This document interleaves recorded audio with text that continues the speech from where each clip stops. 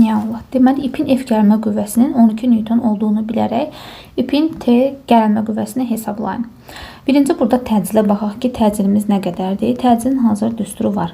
M2 çıxılsın M1, bölünsün M1 üstə gəlsin, M2 vurulsun C düsturu. İndi bu biri tərəfdə bilirik ki 3M'dir, sağ tərəfdə isə 2M'dir. Gətirib yerinə qoyaq. 3M çıx 2M bölünsün 3M üstə gəl 2M vurulsun C. İndi buradan təcili tapırıq ki J bölünsün 5 eləyir, M'lərdə gedir. İndi fikir verirsinizsə bu tərəf, sol tərəf daha ağırdır. Ona görə bu tərəf aşağı düşər. Sağ tərəf isə yüngüldür, 2M'dir. Bu tərəfdə yuxarı qalxar. O zaman biz F üçün yaza bilərik ki F bərabərdir. F M'i qaldırıraq, M vurulsun, J üstə gəlsin A.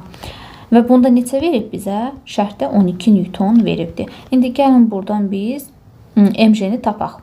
M vurulsun, J üstə gəl. A-nın yerinə gətirirəm. Bax, bu J bölünsün 5'i yazdım. Bərabərdir 12. M vurulsun. Buranı hesablasaq 5'də 6. J bərabərdir 12. 6 ilə 12 gedər, burada 2 qalar və eləyər ki MJ bərabərdir 10. İndi biz MJ-ni 10 tapdıq. Bu MJ-ni indi aparaq T-ni tapaq, T-də qoyaq yerinə.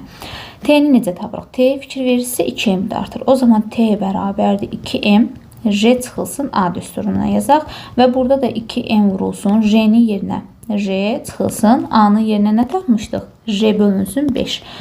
Yazdıq J bölünsün 5. Bu da bərabərdir 2M vurulsun. J'dən J 5'e çıxanda 5'də 4 eləyər. 5'də 4 J. Və bu da eləyəcək 5'də 8 MJ. Buradan da biz MJ-ni tapmışdıq 10.